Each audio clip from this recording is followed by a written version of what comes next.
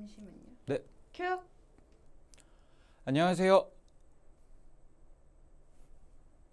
안녕하세요. 8월 6일 정기 토익 대비 적중 특강을 맡게 된 신촌파고등학교 토익 김규보라고 합니다. 반갑습니다. 오늘 여러분들과 함께 8월 6일 토익 시험을 어떻게 하면 잘 볼 수 있을지 몇 문제들을 풀면서 확인해 보려고 하는데요. 정말 문제들 엄선을 많이 했습니다. 그래서 실제 시험장 가시기 직전에 보시면 좋을 만한 정보들로 꽉꽉 눌러 담았으니까요. 이 영상 토대로 공부를 많이 해주셔서 좋은 성적 얻으실 수 있었으면 좋겠습니다. 자, 그럼 바로 우선 파트 5부터 시작해 보도록 하겠습니다. 자, 파트 5는 무조건 구조 분석에서 출발한다 라고 이렇게 적어 놓았는데요. 많은 분들이 파트 5 문제를 푸실 때 해석부터 먼저 하려고 하시는 그런 경향들이 있으시더라고요. 이 문제들을 풀 때 문장도 짧고 빈칸도 있으니까 해석해서 문제를 풀다 보면 잘할 수 있을 거다 이렇게 생각을 하시는 경우들을 정말 많이 봤습니다. 그런데 정말 우리 한번 솔직히 생각해 볼까요? 우리가 모든 문장을 다 해석할 수 있었다면 이미 시험을 정말 잘 보셨을 겁니다. 그렇기 때문에 아마 내 해석은 조금 모자람이 있을 수도 있고 약간의 의역이 있을 수도 있죠. 그렇기 때문에 해석에 기대어 가시는 것보다는 구조 분석을 정확하게 해주시는 것, 이게 훨씬 더 중요할 겁니다. 구조 분석을 잘 하는 방법을 여기 노란색으로 한번 적어 보았는데요. 그냥 대강 자르는 것이 아니라 정확한 기준을 갖고 어떤 문제든 획일적으로 자르는 연습해 주시는 거, 이게 정말 중요한데요. 첫 번째, 전치사구를 확인하는 겁니다. in, of, for, with, 기타 등등 정말 많은 전치사들이 있죠. 이 전치사는 항상 뒤에 명사를 데리고 와서 전치사구라는 덩어리를 만들어냅니다. 이 전치사구를 첫 번째 체크해 주시고요. 자, 두 번째, 접속사들을 체크해 주시면 되는데요. 등위 접속사 and나 or이나 but 이런 것들은 양옆에 대등한 것들을 연결하고 있을 거니까 이런 거 잘 체크해 주시고, 그 다음 여기 종속 접속사라고 하는 거를 하나 적어 놨습니다. 종속 접속사 혹은 뭐 관계사, 의문사 다 하나의 같은 범위로 봐주시면 되는데요.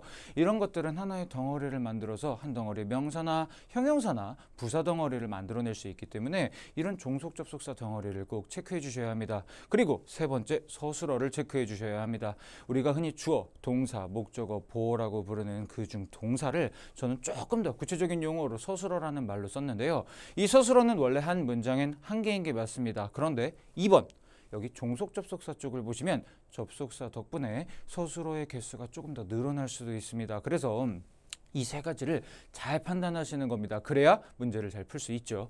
이렇게 구조 분석을 하는 겁니다. 그리고 나서 구조 분석만으로 정답을 바로 골라낼 수 있는 문제가 반입니다. 그럼 이런 문제들은 빨리 쉽게 풀고 넘어가셔야 할 거고요. 자, 그 다음 구조 분석을 한 다음에 최소한의 해석을 해야 하는 문제가 나머지 40%라고 적어 놓았는데요. 이 최소한의 해석이라는 건 정말 중요한 포인트가 하나 있습니다. 자, 어차피 해석을 해야 되기는 하는 문제죠. 하지만 해석을 먼저 하시는 게 아니라 구조 분석을 먼저 해주셔야 하는 겁니다. 이 구조 분석을 정확하게 해주시고 나면 구조 분석 덩어리를 기준으로 일부만, 이 문제를 풀 때 필요한 것만 해석을 해주시는 겁니다. 문장 전체를 다 해석을 하고 나면요, 오히려 너무 어렵거나 아리까리하고 이것도 정답이 될 것 같고 저것도 정답이 될 것 같은데 어떡하지? 이렇게 말장난 문제 같다, 이런 느낌을 받으실 수 있어요. 애초에 그런 것들은 피해버리는 게 좋습니다. 그리고 세 번째, 꼼꼼한 해석이 필요한 문제, 이것도 우선 구조 분석을 해주시면 좋습니다. 다만 조금 어렵기 때문에 이런 것들은 처음부터 끝까지 시간을 들여서 풀어야 하는 그런 문제들도 있습니다. 자, 그럼 우선 문제를 풀면서 다시 한번 볼게요. 네, 큐. 문제를 풀면서 한번 확인해 보도록 하겠습니다. 자, 첫 번째 문제를 한번 살펴보도록 할게요. 자, 그럼 구조 분석부터 우리는 하기로 했단 말이죠. 그럼 여기 제일 처음에 by라는 전치사가 있어서 전치사구를 이렇게 묶어주실 거죠. 그 다음에 여기 at이라는 전치사가 있어서 이 전치사구도 묶어주실 수 있습니다. 자, 그러면 여기까지 체크했고 다음 접속사를 체크하기로 했는데요. 접속사는 따로 보이지 않으면 넘어가시면 됩니다. 자, 다음 attracted, 서술어가 하나 보이죠. 그럼 이 서술어까지도 확인을 했습니다. 자, 여기 서술어가 있으니까 이 앞에 주어가 있을 거다라는 이렇게 판단은 쉽게 해주실 수 있을 거라고 생각이 되는데요. 자, 여기 A, B, C, D를 한번 보시면 A, C, B 이 두 개가 지금 명사기 때문에 이게 주어가 될 것 같은데 라는 생각이 드실 수 있을 것 같고요. 그 다음 여기 있는 performed나 perform 이 두 개는 분명히 여러 가지 생각이 들게 만드는 그런 복이라고 생각해 주시면 되는데요. 자, 여기 있는 C 이건 두 가지의 가능성이 있습니다.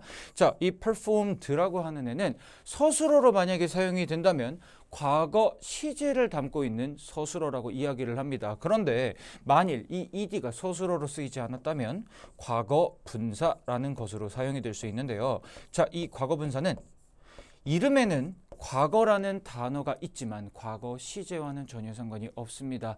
그게 아니라 여기 있는 분사라는 이 말은 동사를 이용해서 만든 형용사를 분사라고 이야기하기 때문에 이 ed가 붙은 이 두 가지는 서술어가 되거나 아니면 형용사가 되거나 둘 중에 하나일 겁니다. 그럼 우선 주어 자리에는 넣을 수가 없겠죠. 그리고 여기는 perform이야. 동사 원형이니까 서술어로 사용이 되었을 거고, 그래서 우선 C와 T 두 개를 버리고 고민해 주실 수 있었을 겁니다. 자, 그럼 이제 A와 B를 가지고 고민을 해봐야 되는데요.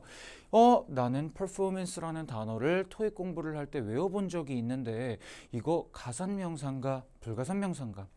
공연이라는 개념을 s를 붙여서 공연들이라고 과연 표현할 수 있는가 아니면 아닌가, 이런 고민들이 드실 겁니다. 자, 그럼 우선 요 A, B를 고르는 가장 그 결정적인 기준, 가산명사와 불가산명사에 대한 이야기를 좀 해볼 건데요. 자, 이 세상 영어에 절대적인 가산명사, 절대적인 불가산명사는 없습니다. 그저 주어진 문제 상황에 알맞게 여러분들께서 판단을 해주시면 되는 거지 굳이 암기를 할 필요가 없다라는 거죠. 자, 절대적인 가산명사, 불가산명사가 없고 여기에 분명히 알맞은 판단이 중요하다고 이야기를 했는데요.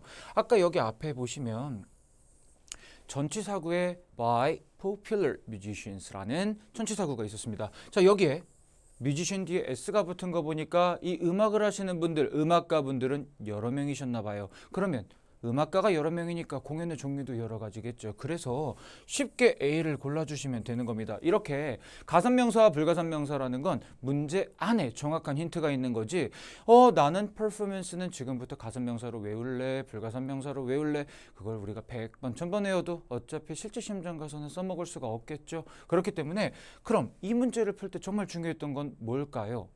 전치사구를 정확하게 체크해 놓고 여기 있는 뮤지션에 s가 붙었다라는 걸 확인해 주시는 거, 이런 게 중요했던 겁니다. 자, 그러면 정답 A 이렇게 고르고 넘어가실 수 있을 것 같고요. 다음 2번 문제 한번 넘어가 보겠습니다. 자, 2번 문제가 조금 깁니다. 맞죠? 그럼 이것도 구조 분석을 하는데요. 이 구조 분석을 우리가 전부 다 싹 하기가 귀찮잖아요. 그러면 이제 요 빈칸을 기준으로 양옆만 보시는 겁니다. 그래서 양옆만 딱 보면서 전치사나 접속사나 서술어 중에 무엇이 있는지 한번 따져보는 거죠. 자, 그럼 앞에는 전치사가 있습니다. 그러면 이 전치사 of는 뒤에 뭔가 명사를 데리고 와야 하는데 라는 고민이 되실 거고요. 뒤쪽을 보니까 have been 이라고 하는 서술어가 있습니다. 그럼 여기 they라는 주어도 있고 서술어도 있고 이 뒤에 opened or not 이라는 주격보어가 있는 거를 보니까 이게 어떤 문장이 있는 것 같다라는 생각이 드네요. 자, A, B, C, D 보기를 한번 쭉 봤는데요. 이 보기들을 보니까 조금 뭔가가 이상합니다. of라는 전치사가 있으면 바로 뒤에 명사가 와야 되는데 갑자기 여기 문장이 있는 것 같으니까 그럼 이 문장 앞에 명사라도 있으면 한번 넣어볼까 고민을 하셨겠죠? 그런데 A, B, C, D에는 명사가 보이지 않는 겁니다. 오히려 여기 있는 여기 D부터 거꾸로 가볼게요. 전치사로도 사용하거나 아니면 부사로도 사용할 수 있는 beside라는 단어, 게다가 혹은 외라는 뜻으로 사용이 되죠. 그 다음에 despite, 전치사 무엇임에도 불구하고 라는 이런 단어가 있고요. whether, 이거는 뭐뭐인지 아닌지라는 뜻으로도 쓰지만요. 이건 종속 접속사입니다. 자, 그리고 여기 있는 neither 같은 경우에는 사실 실제 시험에서 neither를 정답으로 고를 확률이 별로 높지는 않은데요. 이건 부사이거나 형용사, 근데 아마 부사라고 보시는 것이 훨씬 더 흔한 관점일 겁니다. 이렇게 명사가 하나도 보이지 않았던 겁니다. 그래서 전치사구를 맨 처음엔 여기서 닫고 싶었는데 여기에서 도저히 닫을 상황이 안 된다라는 이런 판단을 해주시는 거, 이게 정말 중요한 포인트가 되겠죠. 자, 여기 뒤에 문장이 쭉 있었는데요. 이 문장을 한 덩어리로 묶어서 하나의 명사를 만들어주는 그러한 방법이 있습니다. 이걸 종속 접속사 철회, 명사절이라고 부르는데요. 자, 여기 종속접속사 whether이라는 애가 여기에 들어가 버리면요. 얘부터 시작해서 이렇게 이 덩어리가 한 덩어리의 명사가 되는 이런 문법을 명사절이라고 부릅니다. 그러면 요거를 조금만 다른 방법으로 문제 풀 수는 없는지 확인을 한번 해보도록 할게요. 자, 여기 제가 명사절 접속사를 이미 적어 놓기는 했습니다만 명사절 접속사보다 훨씬 더 쉽게 푸는 방법을 한번 확인해 볼게요. 자, 우선 여기 아까 of 전치사를 잡은 것도 있었고요. 여기는 who라는 관계대명사, 이걸 접속사처럼 잡아주셔서 이렇게 한 덩어리로 묶어주세요. 자, 이렇게 종속접속사 종류의 것들은 덩어리 안에 서술어를 하나 데리고 오며 한 덩어리에 한 단어를 만들 거고요. 또 여기 can return 이라는 서술어가 하나가 더 있습니다. 그래서 서술어가 이미 2개가 됐는데 원래 한 문장의 서술어는 1개지만 이런 종속접속사가 있으면 저렇게 덩어리를 만들어서 그 덩어리 안에다가 서술어 하나를 포함하고 있기 때문에 서술어가 2개처럼 보입니다. 자, 그러면 receive라는 서술어, can return이라는 서술어, 이 2개가 될 수 있었던 건 여기에 있는 who라는 종속 접속사 덕분이니까 아무 문제가 없구나, 이렇게 판단해 주시면 되죠. 그런데 이 뒤에 전치사도 또 있어서 자르고 다 자를 걸 잘랐습니다. 그러고 나서 보니까 여기 have been이라는 서술어가 또 하나 더 있는 겁니다. 그럼 서술어가 총 3개라는 이야기인데 아까 who라는 접속어 덕분에 서술어가 2개 된 것까지는 좋았지만 have been이라는 서술어가 하나 더 있으면 이거 접속사가 하나 더 필요하겠는데, 이렇게 판단을 하면서 아까처럼 A, B, C, D의 쫙 품사들을 보면서 바로 B로 갈 수도 있는 겁니다. 이렇게 접속사, 서술어, 전치사라는 애들을 이용해 가면서 해석을 최소화하고 문제풀이를 할 수 있는 방법도 있는 거죠. 모든 문제는 아는 만큼 보이는 거죠. 그렇기 때문에 내가 이걸 얼마만큼까지 접근할 수 있느냐에 따라서 남들보다 훨씬 더 간결하게 풀 수도 있는 거고요. 그 다음에 아니면 다 일일이 해석을 했는데도 정답이 안 나오는 경우도 당연히 존재하겠죠. 자, 여기서 하나만 더 포인트를 잡으면요.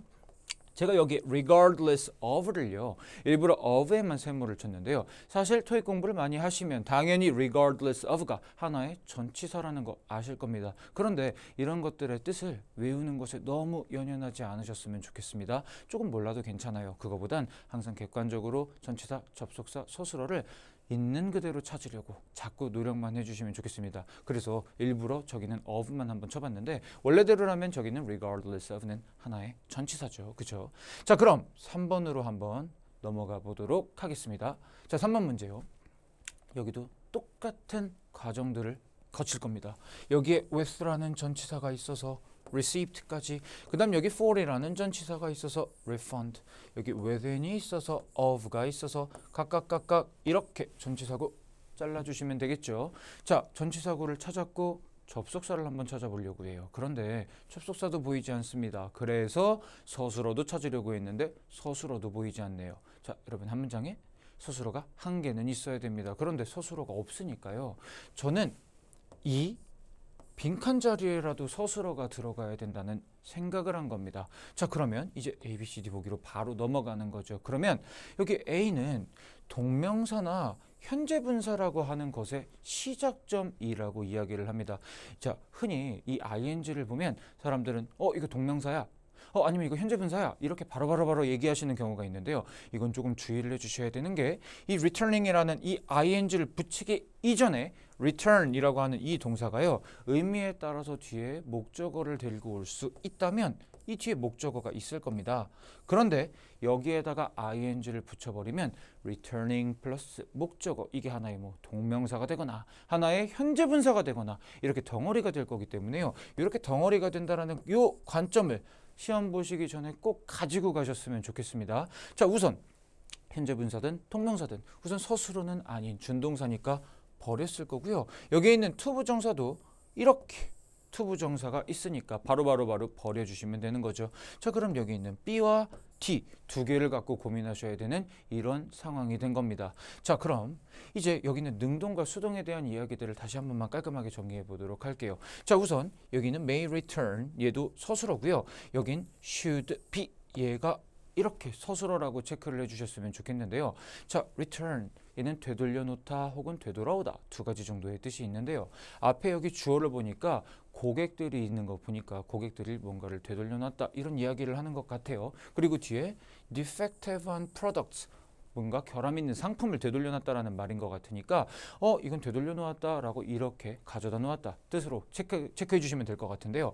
자, return 되돌려 놓는다. 분명히 궁금한 게 있는 말입니다. 자, 되돌려 놓는다라는 말을 이렇게 하면 무엇을 되돌려 놓는지 궁금하시죠? 자, 이게 우리가 영어 공부를 할 때 타동사를 판단하는 방법입니다.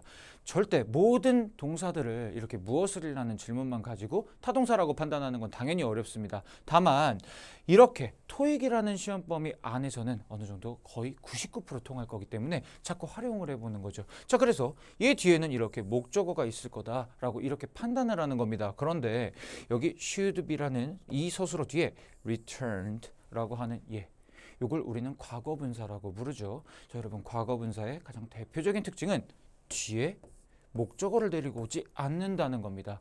자, 그래서 이런 것들을 정확하게 잘라내기 위해서 should be에만 이렇게 서술어 체크를 해주는 거죠. 사실 이 비동사는 이형식 동사라고 하거든요. 이형식 동사는 뒤에 주격 보호를 데리고 오는 거, 이게 원래 이형식 동사의 대표적인 특징인데요.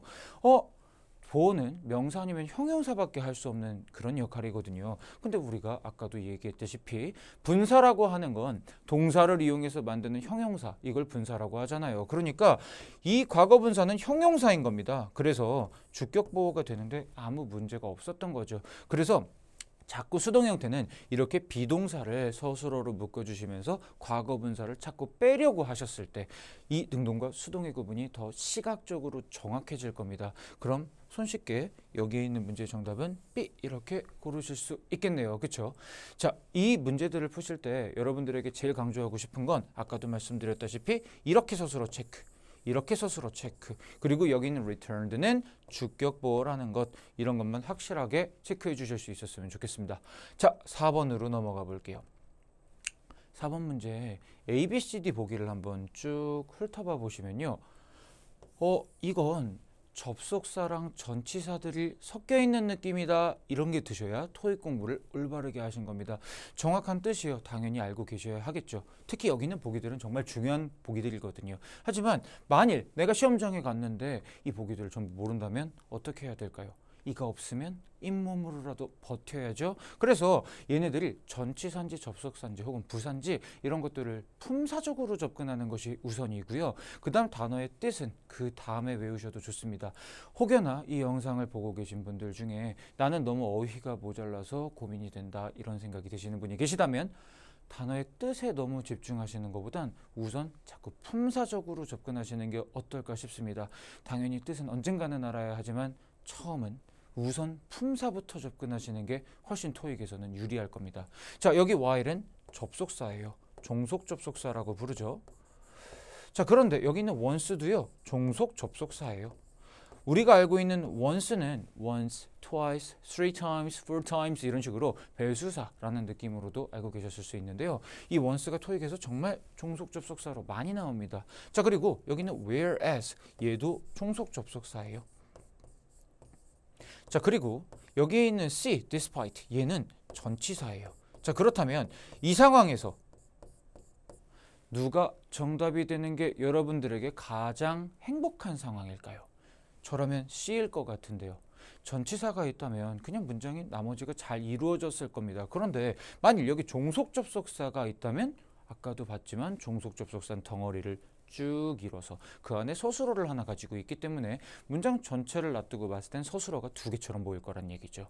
그러면 저는 이걸 확인하고 싶으니까 구조 분석을 할 때 전치사, 접속사, 서술어 이 세 개의 순서를 조금 바꾸는 겁니다. 그래서 서술어부터 찾아보려고요. 서술어가 만일 개수가 늘어나 있다면 어쩔 수 없이 C를 버려야 하는 상황이겠지만 너무나 다행히 이 문장 안에 서술어가 한 개밖에 없다면 저는 바로 그냥 C를 고르고 넘어가 버릴 거란 이야기죠. 자, 그럼 한번 볼게요. has organized 라는 현재 완료 시제의 서술어가 있습니다. 자, 그리고요, 여기 다음 거를 보니까 will be 라는 서술어가 하나 더 있네요. 아, 좋다 말았네요. 서술어가 한 개였으면 그냥 바로 C 고르고 넘어갔을 텐데 좀 아쉽네요. 그럼 C를 버리고 이제 A, B, D를 가지고 골라내야 되는 겁니다. 그럼 여기에서 흔히 하시는 실수 하나만 짚어볼게요. 해석해야 될 것 같으시니까 지금 갑자기 문장 맨 앞에부터 해석을 하기 시작하시더라고요. 그런데 제가 이 파트 5 시작할 때부터 말씀드렸지만 이런 문제들을 풀 때 자꾸 처음부터 끝까지 해석하는 습관은 오히려 말장난에 빠지게 한다. 이렇게 말씀을 드렸습니다. 그렇기 때문에 그거보단요. 조금 더 효율적으로 우리 한번 해석해 볼게요. 자, 여기에 while은 무엇 하는 동안에라는 뜻입니다. 자, 어떤 사람이 이걸 하는 동안에 이것도 한다. 이런 말들이 나올 것 같은데요. 자, 그렇다면 이거 하는 동안에 이것도 한다. 동시에 한다는 이야기겠네요. 그렇다면 여기는 현재 완료 시제와 미래 시제 이런 식으로 시간차가 있지는 않을 것 같아요. 그래서 저는 A를 버릴 겁니다. 이 문제를 풀 때 제가 문장 전체를 해석하는 게 아니라 정말 딱딱 집어놓은 서술어만 갖고 해석을 하는 겁니다. 자, 그리고요. 여기는 whereas는 반면에라는 뜻인데요. 그렇다면 서술어 쪽이 서로 반대였을 것 같은데 뭔가 좀 이상해요. 여기 has organized 뭔가 기획했다, 구성해왔다 큰 문제가 없고요. 앞으로 뭘 할 거다. 서로 상반되는 내용이 아니라는 거죠. 그런데 여기는 whereas는 반면에니까 저는 버리고 싶어지는 겁니다.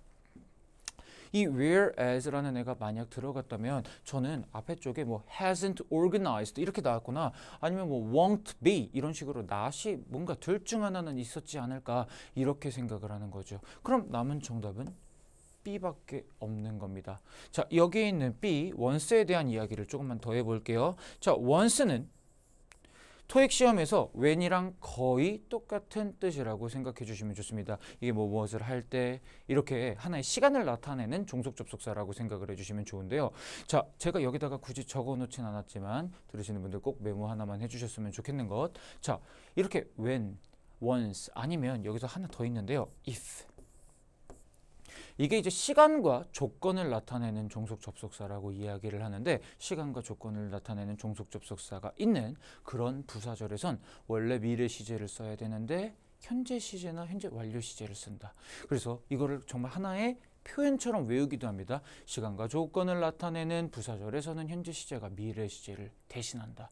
이렇게 줄줄줄줄줄 암기해 보신 적도 있을 겁니다. 그런데 그걸 외우시는 것보단요. 이렇게 시간과 관련된 거나 약간의 조건과 관련된 게 있을 때는 이렇게 아까처럼 시제차가 존재할 수 있다는 것을 자꾸 눈여겨보실 수 있도록 서술어에 정확한 체크를 해주시는 연습하는 거 이게 더 중요할 것 같아요. 어차피 외워도 서술어 쪽을 내가 보지 못하면 문제 풀이에선 사용하지 못하실 거기 때문이죠.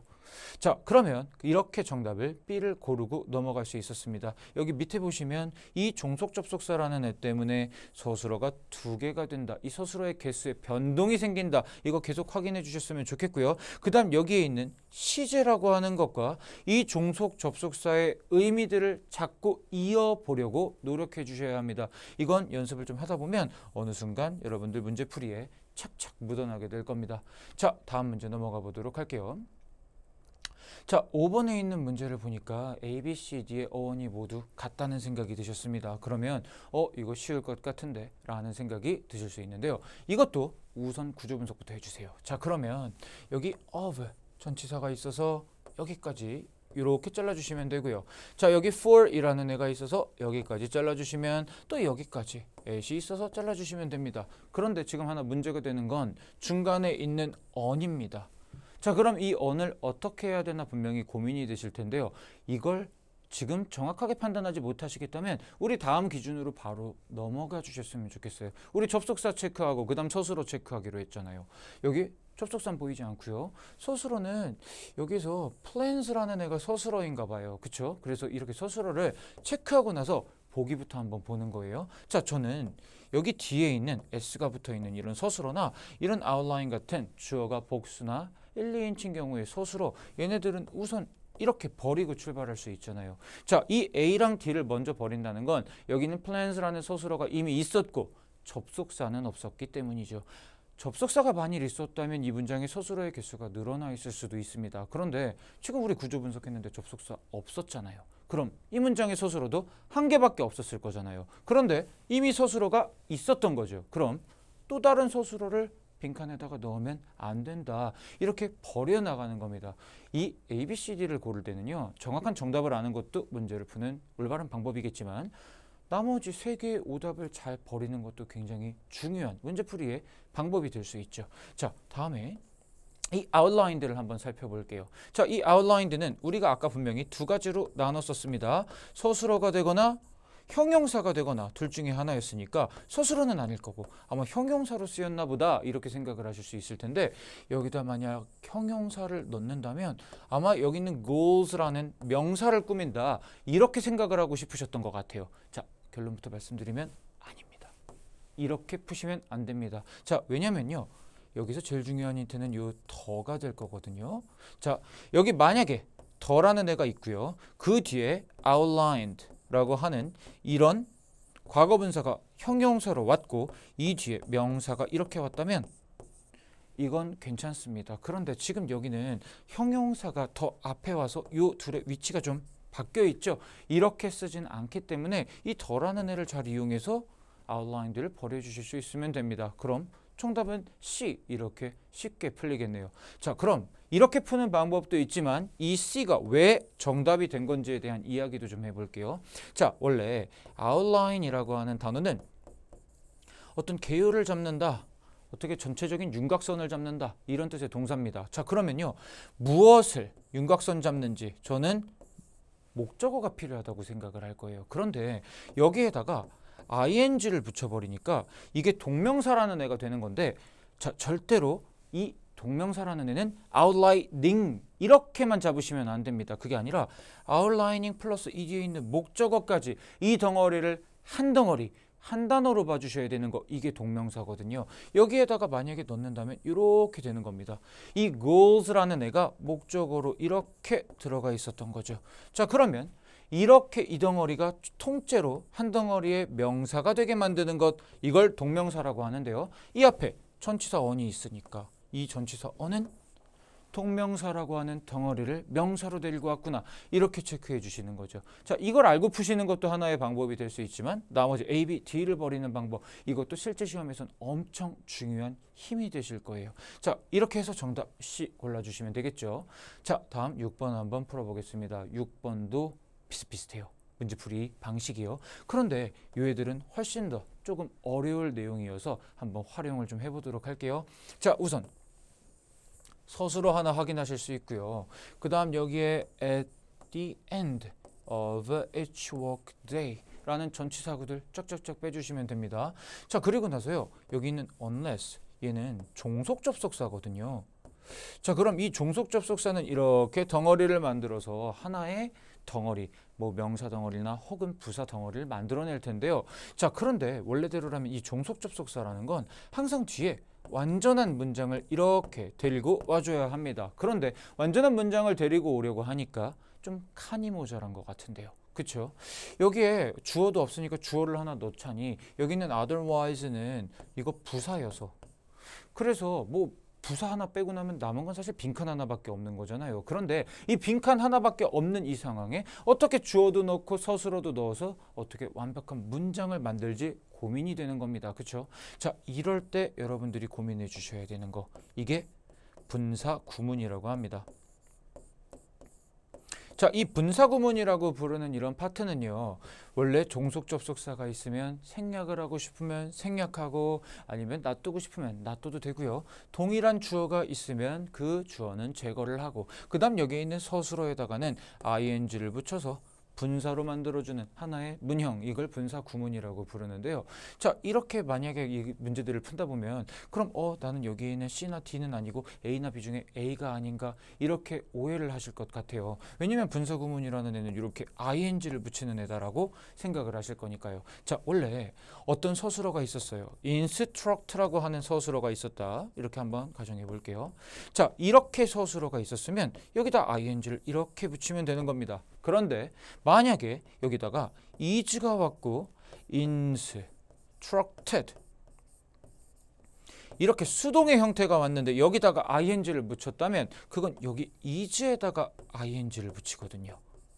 그래서 being이라는 애가 앞에 붙어 있고 그 뒤에 constructed라는 애가 instructed라는 애가 남아 있는 그런 보기가 될 건데요. 그럼 여기 있는 얘네들은 지워버리면 남아있는 게 instructed가 되는 이런 걸 과거 분사 구문 여기 있는 ing를 붙이는 걸 현재 분사 구문 이렇게 표현한단 말이죠. 자, 이게 분사 구문이라고 하는 문법인데 이걸 언제 다 공부해서 시험을 보겠어요. 그거보다 더 좋은 방법으로 조금만 더 빠르게 문제 푸는 방법 한 번만 해보죠. 자, 여기 unless 뒤에 완벽한 문장이 와줘야 한다고 저는 생각을 했는데 주어랑 서술어가 들어갈 자리가 너무 모자라다 보니까 분사구문이라는 판단까지는 했어요. 자, 그리고 나서 여기 있는 애들 보니까 instructor라고 하는 이 명사는 갑자기 접속사 뒤에 명사만 덩그러니 있을 이유가 없으니 지워주시면 되는 거고요. 자, 그 다음 여기에 있는 D는 서술어인데 여기에다가 서술어를 넣고 싶으실 수는 있습니다만 그럼 지금 요 앞에 주어도 있어야 되는데 이 주어 어디 갔지? 주어가 없으니까 그렇게 맘 놓고 서술어도 못 쓰겠다라는 생각으로 얘네들을 버려주는 겁니다.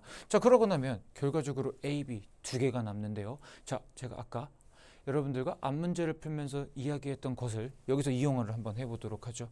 instruct는 가르치다, 지시하다. 그렇다면 얘 뒤에는 뭘 가르치고 지시하는지 목적어가 있을 겁니다.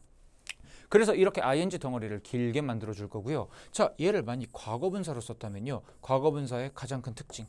목적어를 데리고 오지 않죠. 그래서 이런 분사에 대한 정확한 이해가 있다면 분사구문이라고 하는 그런 명칭은 토익 공부를 할 때 중요하지 않습니다. 분사구문을 일일이 다 배워서 언제 점수를 만들고 언제 시험을 봐서 언제 우리가 원하는 목표하는 바를 이룰까요? 그렇게 갖고 가면 쉽게 갖고 갈 수 있는 것도 너무 시간이 많이 걸리겠죠. 그래서 이렇게 정답 B 골라주실 수 있으면 되겠습니다. 7번 풀어보도록 할게요. 자, 여러분 이 7번 문제는 좀 중요합니다. 이건 만점 방지용 문제라고 항상 생각해 주시면 좋겠는데요. 사실 부사의 뜻을 다 외우면 이런 부사 문제 풀 수 있지 않을까 이미 생각하고 계시는 분들도 계실 겁니다만 뜻을 안다고 해서 다 풀리는 게 부사 문제도 아니었을 거란 말이죠. 자, 이 부사 문제는 우선 밑에 있는 핵심 포인트 두 개부터 좀 짚고 넘어가도록 할게요. 자, 이 부사를 해석할 때는요.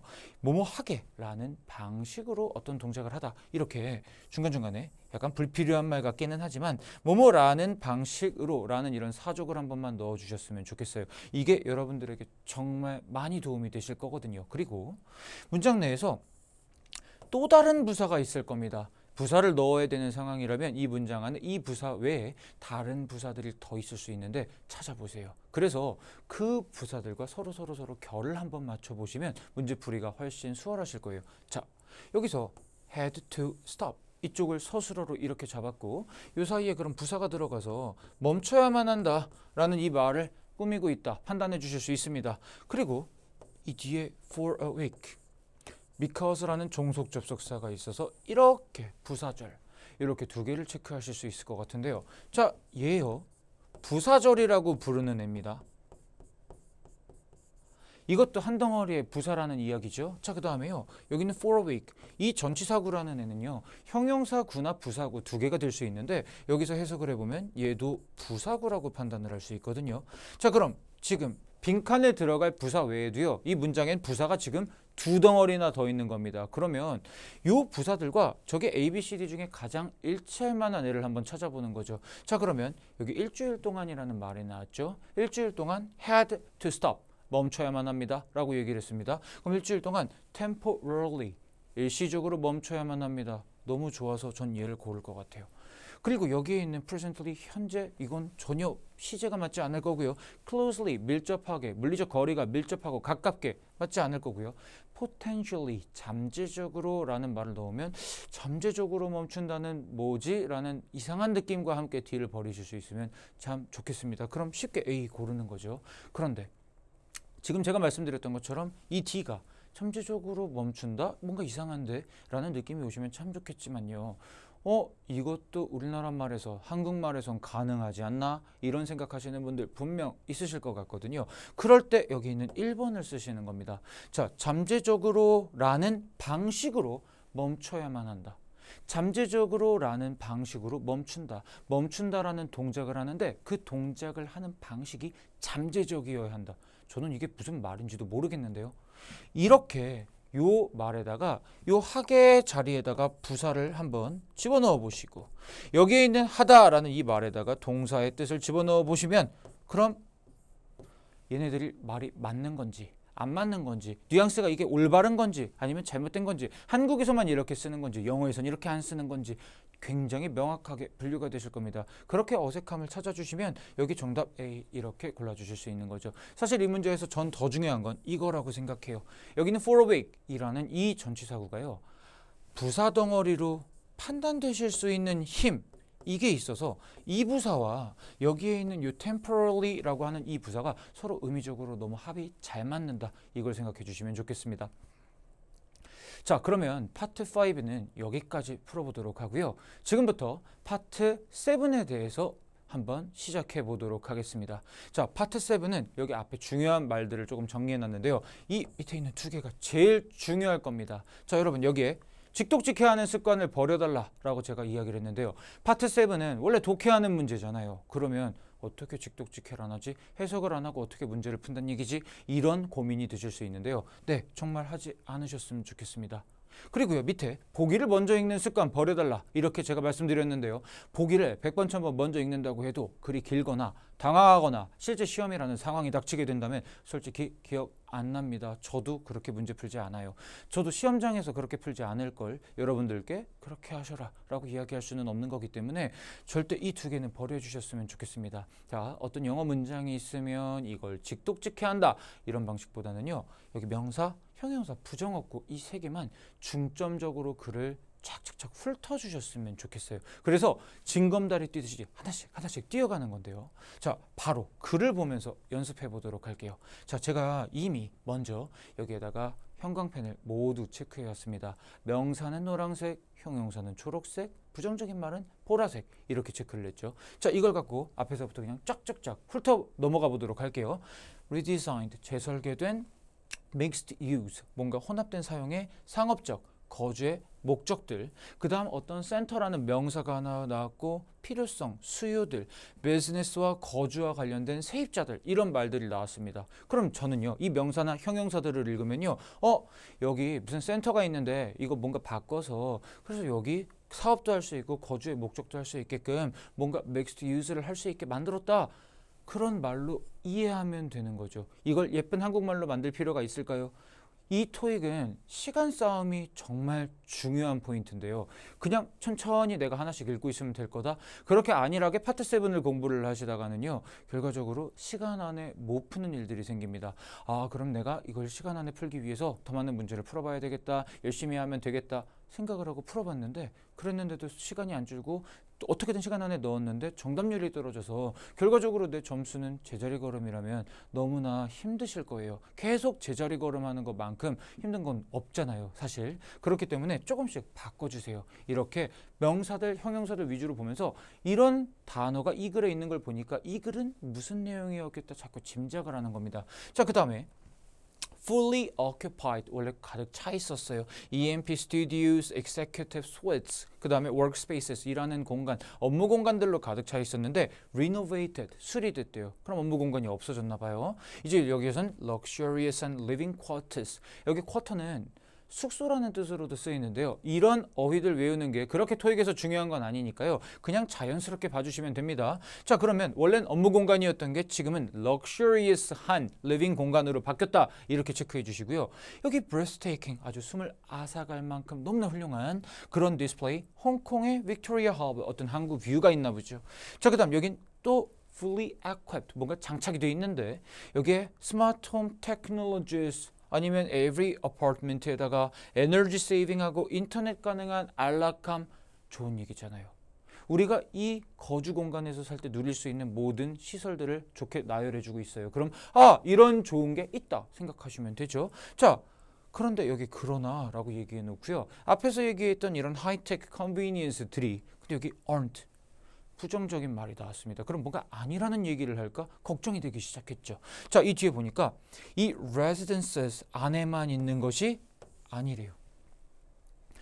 주거 공간 안에만 있는 게 아니래요. 지금 여기에 이렇게 좋은 내용들이 분명히 주거 공간에 있었고 살 때 이런 게 편하고 뷰도 좋고 인터넷도 잘 되고 이런 좋은 얘기들을 했는데 이런 게 이런 거주 공간 inside 안에만 있는 게 아니래요. 그럼 바깥에도 있나 보죠.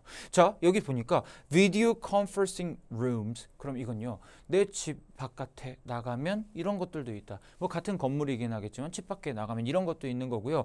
여기 있는 레지던트들이, 회사들이 이거 예약하고 대여를 할 수 있다라는 이런 말들이 있죠. 그럼 여기도 reserved, rented 이런 과거분사, 형용사들만 체크하는 거고 여기는 resident 아니면 회사들, 명사들만 딱딱 체크하면서 그래, 흐름을 훑는 겁니다. 이렇게.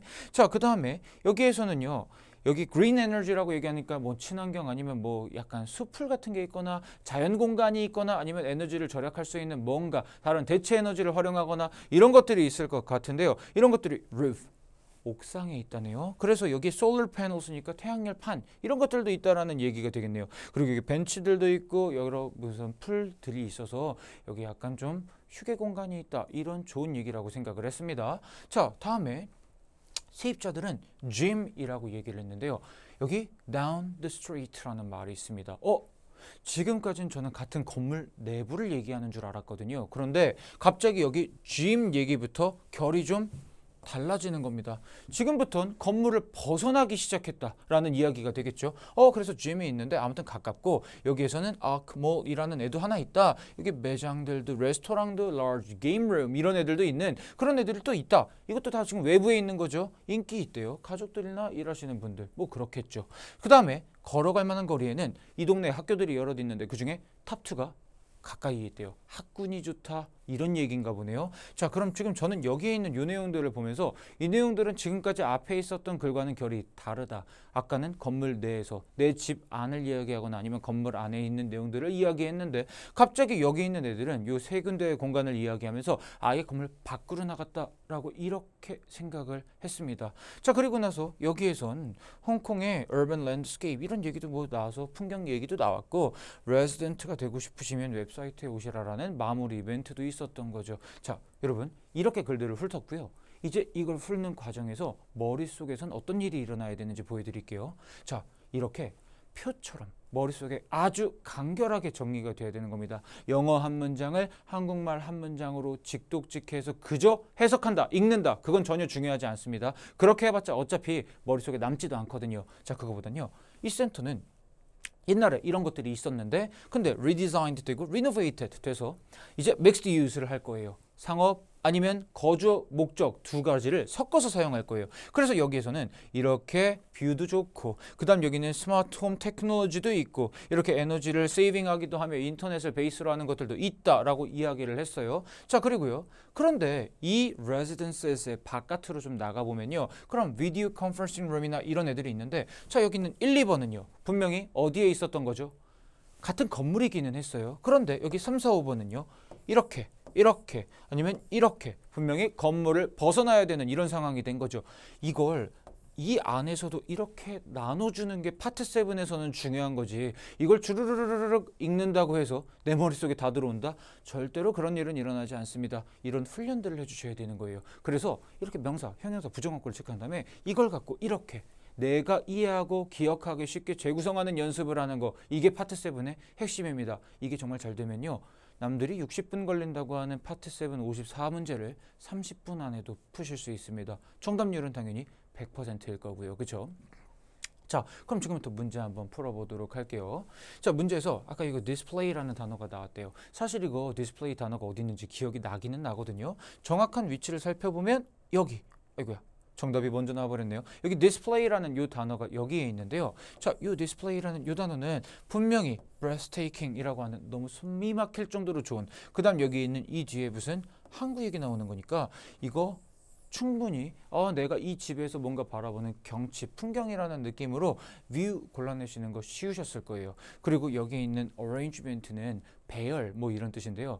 이 토익에선 일반적으로 저 arrangement가 가장 많이 출제되는 비중은 어떤 일정을 정할 때 그래서 뭔가 출장을 가야 되고 거기서 계속 호텔을 잡아야 되고 그리고 어디에서는 밥을 어떻게 먹어야 되고 이런 일정들을 하나하나씩 정할 때 그런 것들을 조율하는 것들로서 arrangement라는 단어가 굉장히 많이 쓰입니다. 그리고 사실 여기는 exposition 이건 엑스포 아니면 박람회 이런 뜻으로 해서 굉장히 리딩, 리스닝에서 모두 많이 나오는 단어죠. act는 사실 그렇게 중요한 단어 같지는 않고 다 아실 거라고 생각합니다. 자, 다음에 13번 문제로 넘어가 볼게요. A, B, C, D의 보기들을 봤더니 굉장히 얘네들 익숙하다라는 생각이 드는데요. 피트니스 클럽이라는 단어의 똑같은 단어는 아마 gym이었을 겁니다. 여기 미팅할 수 있는 장소들은 아마 비디오 컨퍼런싱이라는 단어를 떠올리실 수 있으면 좋을 것 같고 주차 공간, 놀이터 들어본 적이 없으니까 CD 두 개는 분명히 버리시게 됐을 겁니다. 그럼 이제 A, B 싸움이 됐을 텐데요. 이거 어떻게 해야 되지? 문제에서는 이 센터가 제공하는 게 무엇이냐라고 물었는데요.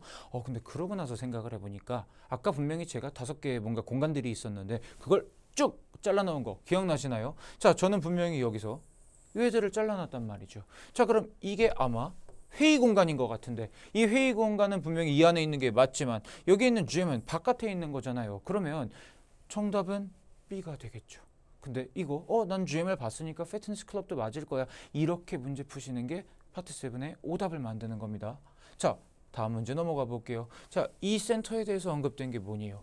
쇼핑 에리어의 근처에 located, 위치된. 근데 저는 arc mall이라는 애가 옆 건물이라는 거, next door이라는 걸 안단 말이죠. 그럼 전 얘가 정답일 것 같아요.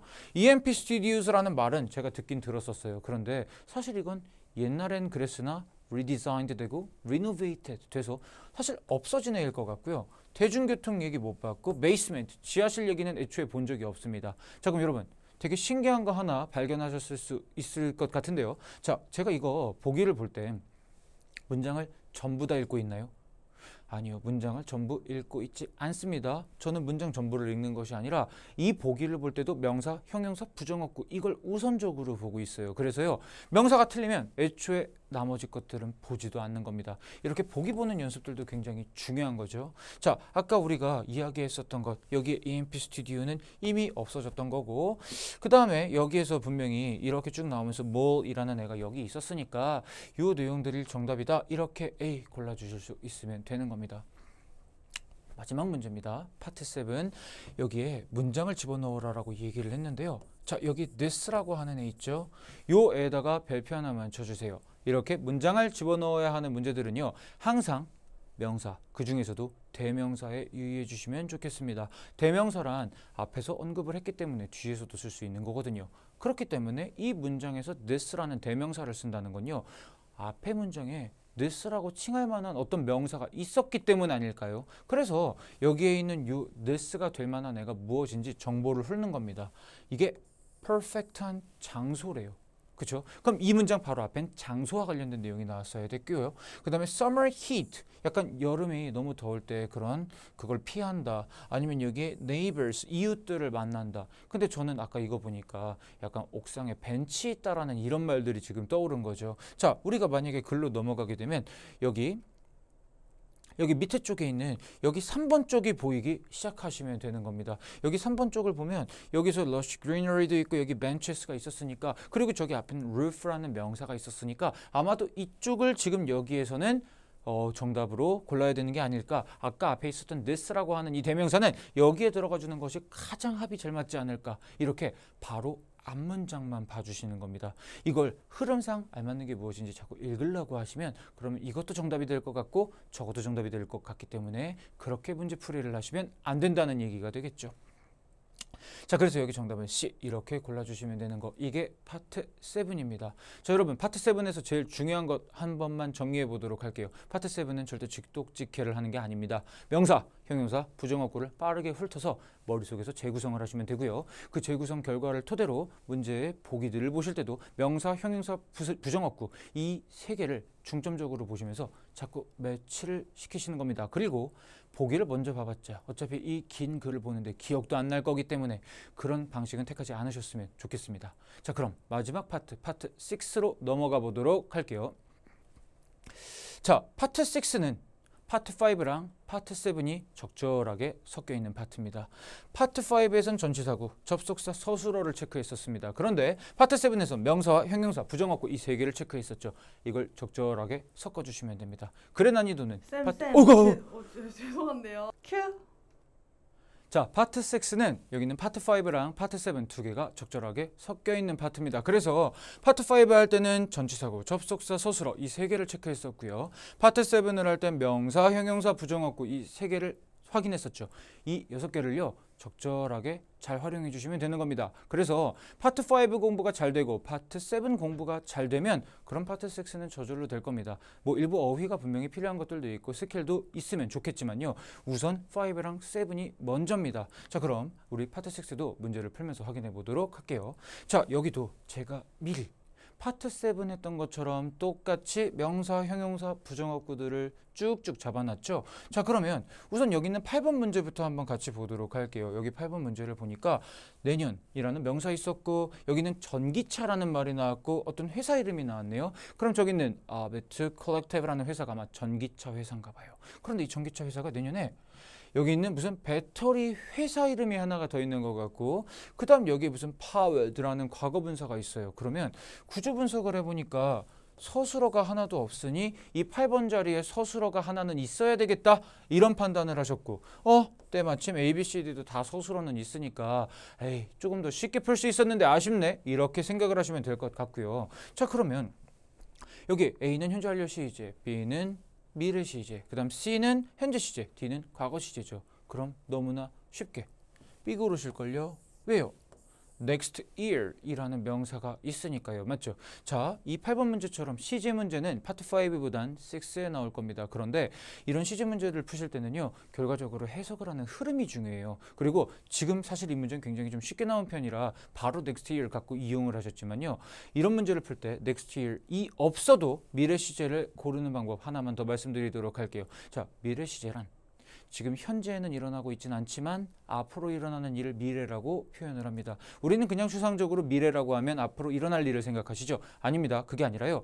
지금 안 일어납니다. 자, 여러분 제가 꼭 나중에 3년 뒤에는 아이돌과 결혼을 할 거라고 제가 지금 여러분들께 말씀드렸다면 그건 미래 시제일 겁니다. 그런데 지금 그럼 현재 저는 아이돌과 결혼을 하지 않았을 거잖아요. 미래 시제는 지금 일어나지 않은 일이라는 걸 항상 생각해 주세요. 그럼 이 둘도 뭔가를 아직은 안 했다라는 느낌이 있다면 미래 쪽으로 갈 수 있는 힘이 생긴다는 거죠. 자, 다음 거로 넘어가 보도록 할게요. 자, 다음에 여기 있는 9번으로 넘어왔는데요. 이 9번 쪽을 한번 보니까 무슨 다른 어쩌고저쩌고 회사를 이 배터리 회사가 뭔가 이야기를 하고 있습니다. 배터리 회사랑 분명히 같이 일하는 회사는 전기차 회사인 것 같아요. 그럼 다른 무슨 회사라면 전기차 회사니까 C. 자동차를 이렇게 골라줄 거거든요. 자, 그럼 결과적으로 앞에 있는 vehicles라는 이 명사가 힌트가 되는 겁니다. 예전 파트 6를 풀 땐 사람들은 빈칸 주의만 보면 푼다고 이야기를 했는데요. 절대로 요즘 파트 6는 이렇지 않습니다. 무조건 쭉쭉쭉쭉 읽어가면서 빠르게 훑어내는 연습이 꼭 필요합니다. 자, 그 다음 10번 문제로 한번 넘어가 볼게요. 여기 어떤 명사가 하나 나왔고요. 여기 CEO님이 나오셔서 관심이 있으시대요. 그의 비즈니스를 로컬 컴퍼니스에다가 집중하는 게 관심 있으시다라고 이야기를 했네요. 그렇죠? 자, 그러면 이게 도대체 무엇일까 생각을 하면서 ABCD를 봤더니요. 이거 이 두 회사가 하는 일을 뭐라고 표현했는지 그냥 명사가 나왔구나 생각을 했어요. 주문을 한 건 아니죠. 그 다음에 이 둘이 인수합병을 한 것도 아니죠. 파트너십은 괜찮네요. 랭귀지 둘이 연결을 했다라는 말은 아니니까 이 세 개를 버리면 그럼 정답은 C가 되는 겁니다. 그러면 앞에 두 문제를 푼 게 여기에 있는 10번을 푸는데 충분히 도움이 되셨을 겁니다. 자, 그럼 여기까지만 봐도 파트 6는 해석을 해야 됩니다. 문법이 그렇게 엄청 중요한 파트는 아닙니다. 자, 그래서 이제 맨 마지막 문제 11번 쪽으로 넘어가 볼 건데요. 이 유형들을 요즘 토익 보시는 분들이 많이 틀리셔서 이걸 좀 준비를 해보도록 하죠.